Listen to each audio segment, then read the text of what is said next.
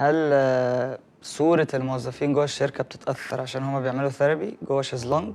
أنا مفيش انترفيو بطلع أتكلم فيه غير وأنا بقول إن أنا بعمل ثيرابي وأنا سي او الشركة، ودايما بقول إنه أنا مش بقول كده عشان أنا سي او الشركة ولازم أقول كده.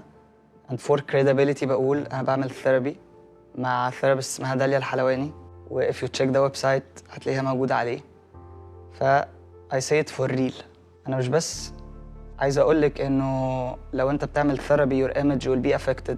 انا عايز اقولك ان احنا بنشجع الموظفين ان هم يعملوا ثيرابي، والاكتر من كده ان احنا بنشجع الموظفين ان هم to tell their own stories.